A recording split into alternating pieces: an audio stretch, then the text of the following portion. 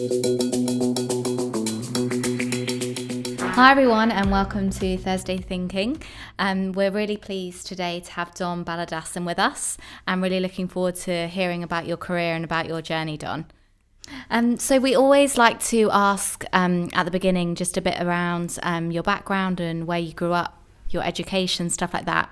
We just find it interesting to hear of kind of how important those early years are. So I was born in London and raised in London. Southeast London, born in Lewisham, and then grew up in Beckenham. My parents came over from Sri Lanka to the UK in 1972. I was born not long after, so getting on now. But so I grew up there. I went to a small primary school in Beckenham. And then for secondary school, I was lucky enough to get an assisted place and a scholarship to St Dunstan's College. And I did stay there till my A-levels. And then after that, I wasn't really sure what I wanted to do, so ended up going into medicine. So I studied medicine for a couple of years and then realised medicine wasn't for me. And then went and did economics. And I did that economics at City University of London. And after that, I got a place on a finance graduate scheme at the Financial Times, where I studied my accounting qualification. And then I did various jobs in the city. And then about 14 years ago, I started my own business, which was Mataxis. And did you think that I didn't actually realise your career was quite as diverse as that with the medicine and the accountancy as well, I knew more about. But was it during that journey you realised that you really wanted to have your own business and be a founder and be your own boss? Yeah, I think there's quite a few things that evolved as I was like finding my way through, career and life. And I think the one that I noticed was that it occurred to me that a lot of the very successful people ran their own businesses, and that became evident as I worked through different companies and met different people in my network. So and then there was always this burning desire to work for myself. And even from a logical point of view, I sort of looked at the risk profile of it, and then I was working through the city and various things, and you realise that actually your career isn't actually quite in your control, because even if you could do your job well, and there are other externalities that may not be logical and be more subjective, put your career at jeopardy, or it wasn't as quite as stable. But it was just wanting to be my own boss, really, which was a real driver for me. So you just realised there was actually an element of risk in any path. So. Yeah, and staying in a salary job, there's risks. So I felt like with running your own business, you sort of had more control of your risk. Absolutely. And how did you kind of form the idea? Was Mataxis, is that the first business then, or was there? That was the first business. Yeah. So how did you go about developing that idea and researching it and figuring out the place for it? It wasn't a eureka moment, but it evolved because throughout my career in sort of the big companies and working, I was always working in like scale up and start-up businesses within a larger company environment. And so the first time was the Financial Times. So that was the time of the dot-com bubble. And I was put on the team to start FT.com and FT Market Watch. And so that was effectively a startup within a blue chip organization. So there was the advantage of a large balance sheet, but also the entrepreneurial mindset to create something that was all quite new. And so that was the first taste of what I was doing. And then all the other roles that I've had were all about new business units within large organizations, scaling up, and also scaling up internationally. So I started building up this breadth of knowledge in sort of scale ups, internationals around technology, how technology allowed growth and scale up to be successful. And so all of these things were sort of evolving in my mind, in that this is quite the space I like to work with. And then my last sort of proper salary job before I started my business was with a commodities iron ore trader. And it was at the time the largest privately owned commodity steel trader in the UK and the world, actually. And that was privately owned, and that sort of inspired me as well to go and start my own business. So with the network I'd built, and I'd got to know a couple of family offices around that, they were looking for me to go and start working with their portfolio companies. And then I thought, this is the time to do it. Yeah, because I think in startups you hear a lot about having like the right to play and like the relevant background for whatever the niche is. So yeah, that's obviously that coming through, that you'd done it under larger companies to an extent. Yeah, and I think knowing what you're good at is a really important self-awareness. And I wouldn't say I was the most entrepreneurial, but I recognize it in other people. And what I think one of the strengths I bring to it is actually partnering with that entrepreneur. So it's about, my business was around making entrepreneurs and founders and scale up business realize where they wanted to get to. And it was complementing their skill set with my skill set. And that's where I felt the niche was. And that's where I built the business around. So can you explain the business model then of Mataxis, like an example of how it works? Yeah, so we work with some seed startup businesses. So if you were to use VC terminology, would go from startup all the way up to Series D. And what we do is we work with these businesses and we partner with them through that scale up journey. And we work with them on a sort of from a financial strategy, business plan, and operational execution point of view. And we work with the founders. We help them really define where they want to get to, and then break it down and work with them from those financial and operational strategies. And then through our network, we introduce them to people who will complement and help them get to their businesses. And on part of that journey, we take risk with them. So that may be through a cash investment, or working for free for 2 years and really putting our time and effort into it. So our model is to really put ourselves on the same side of the table as the entrepreneurial founder. Yeah, that's really interesting, the combination of how you support them. And what do you look for in like the entrepreneurs? Like, can you say from like your experience, what are some of the characteristics that you look for? One of the reasons why I started my business was to work with people I enjoyed their company with. And I think the thing that I look for is the people, because it's not easy what you guys are doing. It really isn't. And so it's the person that for me is the most important thing. If you get the person right and you can see the value and how you can complement their strengths, help them with their weaknesses, and you have that sort of relationship, everything else can work itself out. Obviously, they've got to have a great product, but I think the product, sometimes when we've worked with founders, the product that they've come with has evolved, like your journey. So it's not the product itself, it's that mindset to do something. And then as a team and a partnership, you can evolve that product or that idea into something. And I think if you don't have the right person with that doesn't work. So I think the person's the right thing, then using that relationship to build the right product, and then being really self-critical about your business plan and having that. And I think when I look for partners to work with, it's about their self-awareness of their EQ is really important. And that doesn't have to be, it's always evolving for everybody, but I think people's the important thing. Yeah, completely. We've heard that quite a bit on the journey, because obviously pivots are very common and very important. But yes, getting the right person. Yeah.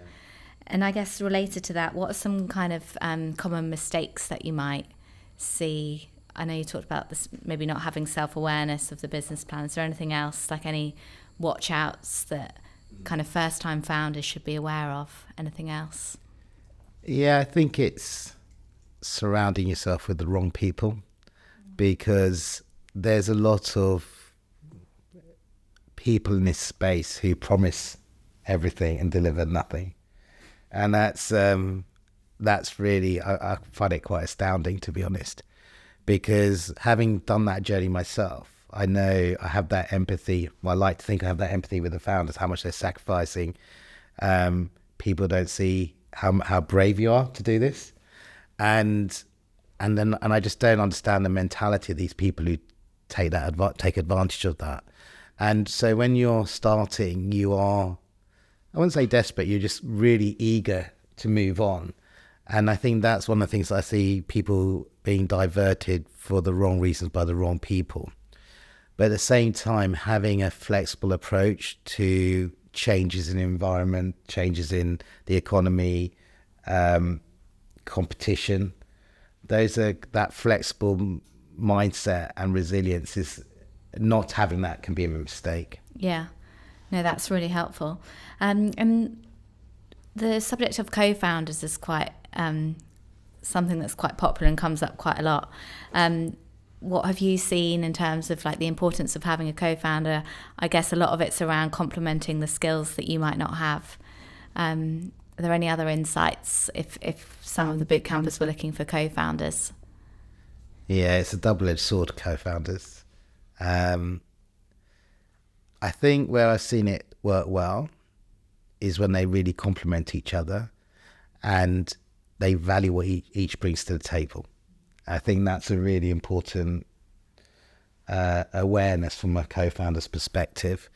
And where the issues come is how do you value that? So you can value it as in appreciate it, but when you come down to making decisions, equity, direction of the business, those all become challenges. But it is a challenge to have a co-founder, but when it works really, really well. And I think if you started out on your own and you want to bring partners in, don't undervalue what you've created, but also don't overvalue it. And that's a very difficult thing to do because you could have and investors are quite brutal at the moment. Raising money is not easy.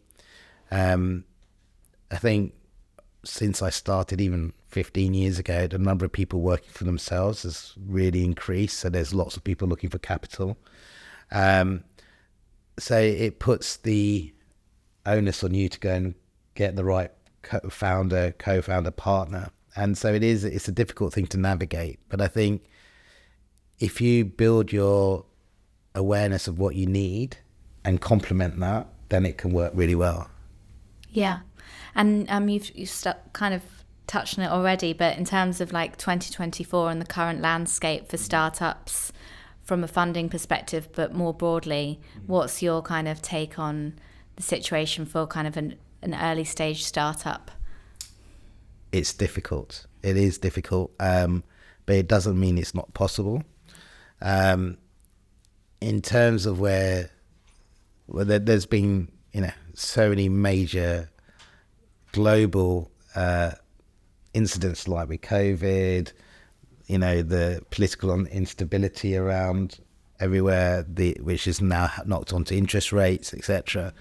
So there's lots of cash, but it's not being deployed, or it's being deployed into more established businesses because there are a lot of sort of established businesses, either on the public markets or massively undervalued, who are ripe for private equity deals or taking private off the market. So they can go and buy assets that are more valuable than their market cap. So the money's going into there.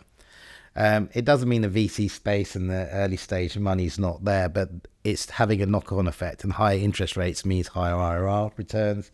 You don't have to be a hero to keep your money in the bank and get 5.75 or more percent. And then your risk appetite is changing. So it has changed, and also the advent of the technological advances over the last 5 years has made some products that were, startups can take 10 years to become successful or more, but the changing technological landscape is making it very hard for some technology startups to be relevant, because the big companies are adopting universal models like LLMs, language models that are becoming available, ChatGPT, AI, are taking where businesses were at the cutting edge of it before have now been overtaken. And they have the scale ready and exactly, the resource. and they have the data, and that's made it. But it doesn't mean you can't do it. You can't do it. So all these things are making. I'm not trying to be a doom and gloom. Just saying the reality of how tough it is at the moment. Yeah, it's competitive. And so linked to that, what kind of trends are you seeing in terms of the startups that are getting traction? It's obviously quite an exciting time. Like we've talked about AI. I know obviously healthcare is a big focus as well. What kind of trends are you seeing from your perspective? So we're working with 2 clients at the moment who are augmenting technology into larger traditional businesses around waste to energy and food security. So, and we do see health tech, ed tech coming along, and I think those are great spaces to be in. I think it's the market that you do that in makes a big difference. Without trying to be controversial, trying to do healthcare tech in the UK is challenging, just because of the NHS setup. And if you try and do it in the US, there's some very big players there. So health tech, apps, etc. They can be successful, but that's a challenge. I think ed tech's a really good space to be in, because people are realizing that they need to educate and develop themselves, and people are getting used to educational resources that aren't face-to-face. But I think, climate impact technologies, augmenting AI into products that allow businesses to become more efficient. So augmentation of AI where you solve a problem for larger businesses, I think is a way to go. And I think when you look at not particularly sectors, but I think if you solve a B2B solution, that's helpful, or you solve problems for the consumer directly. Those are the sort of products that we're seeing. That's really interesting, especially with I know the ed tech stuff. With us all living longer, we all probably need maybe 2 or 3 careers, and figuring out how we upskill. Absolutely. Thanks, Don. That's great to hear, because I know this is that space that you're in, seeing the different business plans and stuff coming forwards. So if we get back a bit to your career as an entrepreneur, but also your corporate career as well, what did you really learn from the corporate career that has really helped you as an entrepreneur? Knowing your detail is really important. So I think if you're choosing a field, become an expert in it, because that's what that will go into your product. That will help you be authentic when you talk about what you want to do. And I think from a career, corporate, whatever it is surround yourself with good people and really learn from them. And I think when you're executing, say, a 3-year plan, and we do this with all our clients, and we use an OKR framework. And OKR framework is a buzzword, but it's how you apply it, and it's breaking down your goals over that 3-year period and having that real focus, and then that the ability to focus and also know when to deviate and when not to is a really important thing I've learned. Absolutely. So sometimes, obviously, like you said, it's not easy what entrepreneurs do. From your perspective, how do you kind of stay motivated and stay positive when there are the inevitable ups and downs? Yeah, I think if you're working, whatever work you do, you're going to be working hard, and you'll be working hours. And where I feel motivated is that when you work for yourself, your own boss, you're getting the rewards, whether it be material or holistic, that's in your hands. And that for me is a motivation, because everybody works hard. Everyone who's working is working hard. It's not whatever job it is. And it could be, a physical job, just doing the hours in the office. It could be hard working with your boss or your colleagues. So all these things are, whatever job you have, I find that the motivation, because I have more control on how I work and who I work with. And then the rest, it will follow on. Yeah, Yeah, just that freedom that you have by making it work. Absolutely. What are you most proud of? Is there like one certain achievement or one moment that stands out? Yeah, I think there's a couple. First of all, I was proud of myself to start my own business. I think that wasn't easy. It's a lot of unknown. But I think what I'm most proud of is the results we've had with all of our clients, because I think it's about seeing their journey, being part of that, creating something, creating jobs. We do scale up, but we also do turnaround. So going in and doing a turnaround and saving jobs, livelihoods, creating opportunity, and actually creating good products for society as a whole. Those are the things that I find like I'm really proud of. Yeah, I totally see what you mean about creating jobs and saving jobs. Yeah. That must be incredibly rewarding. Yes. So if we think about Jersey, we'd love to hear more about your kind of move to Jersey, what your experience is. Yeah. So what kind of initially attracted you to Jersey over other jurisdictions? Well, I've had quite a long relationship with Jersey. I used to play quite a lot of rugby, and so I've played against Jersey a few times and come on here for the weekends, which was always good fun. And then just through our work in London, we had we have Jersey structures here. We've worked with trust companies here, and so I was actually here on holiday with our youngest daughter, and we met with a lady that was advising us and as a friend as well, and we were looking at moving out of London, and then that's how it all started. And so we were looking to move out of London. Always wanted to live by the sea, by the beach. We're looking at Brighton, Devon, Cornwall, but I needed to get back to London relatively easily, and so and then Jersey ticked all the boxes. So yeah. Yeah, I think it does have that proposition of being, the flights to London and proximity to France and the time zone and stuff like that. Yeah, and I think the other bit is that I wanted to be part of a community, a small island, and we'd been on and off the island. What I really liked is that there was real, a lot of people we met were born and bred in Jersey, so they're not disappeared and come back, and that's also quite an important part of Jersey, because you can go to other places and jurisdictions or big cities and it's quite transient, whereas you feel like you're joining something that's quite special, and people are very proud to be at Jersey, and people go away, they come back with their families. It's a lovely place to bring up your family, and yeah, it's lots of benefits. So did you say 4 years now it's been? Yes, moved over in 2020. So, okay, yeah. And I know we've talked about a couple of these things before.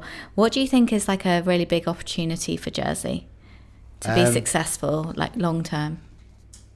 I think things like Digital Jersey are a great innovation, because I think there's an opportunity here around technology. I think two sort of more larger sort of macro opportunities is that I think, and I don't know if it's even possible, but with the UK and Brexit, I think Jersey may be able to manoeuvre a special situation between the EU and the UK.